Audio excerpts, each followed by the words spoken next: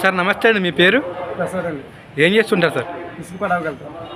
Okay, మరి ప్రస్తుతం జగన్మోహన్ రెడ్డి గారి పరిపాలన ఎట్లా ఉందంటారు? 20 మందికి మాకు పనులు లేకుండా తీసేస్తున్నాం. ఇంకా ఏ ఇబ్బంది, ఎటువంటి రకమైన ఇబ్బందులు ఎదుర్కొంటున్నారు మీరు? కొంత మాకు ఈ స్థలాలు ఒకటి ఇచ్చి డబ్బులు కట్టించుకున్నారండి. స్థలాలు లేవండి, అందులో తిరిగే వాళ్ళకి మటుకే ఇల్లు కట్టించేసారు. మాకైతే లేదండి. అంటే రోజువారీ పనికి వెళ్తూ ఉంటారా? రోజు వెళ్తున్నాం కదా, రోజు ఉంటలేదండి. ఇసుకున్నాము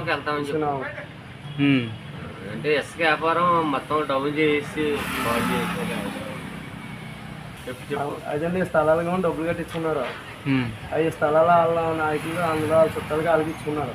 అవి అయితే ఇల్లు కట్టించేయారండి. మాకు 70 మంది కూడా ఇల్లు ఇచ్చారండి, డబ్బులు కట్టించుకున్నారు. అవి అయితే మటుకే చాలా తీసుకుంటున్నారండి. అలా ఏ ప్రమాణంలో లేదండి. దాని గొడవ కూడా ఇస్తుంది.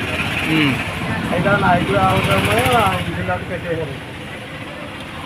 మరి ఏంటంటే అసలు మాకు ఏ సమాధానం కూడా లేదు. మరి మళ్ళీ 2024 ఎలక్షన్స్లో సీఎంగా ఎవరు వస్తే బాగుంటుంది అనుకున్నారు సార్ మీరు? ఎవరు వస్తే బాగుంటుందండి? చంద్రబాబు నాయుడు గారైనా పవన్ కళ్యాణ్ గారు. నేను వచ్చి ఏదో చేస్తారో కూడా ఏమో చేయలేదు. ఈ టీడీపీ జనసేన 2 పార్టీలు పొత్తు పెట్టుకున్నాయి కదా సార్, దానివల్ల ఈ 2 పార్టీల మధ్య వర్గభేదం వచ్చే అవకాశం ఉందంటారా? 2 కలిపి ఏదో ఒకటి వస్తుంది కదండి. ఓకే, అంటే మళ్ళీ 2024 ఎలక్షన్స్లో సీఎంగా మన నారా చంద్రబాబు నాయుడు వస్తే బాగుంటుందంట. Okay sir. నేను అంటే అన్నీ బాగా చేశారు అన్నారు. మా ఊరికి మరి ఎమ్మెల్యే గారు తేడా, మరి ప్రెసిడెంట్ గారు తేడా తెలదు. మాకైతే ఏమీ చేయలేదండి.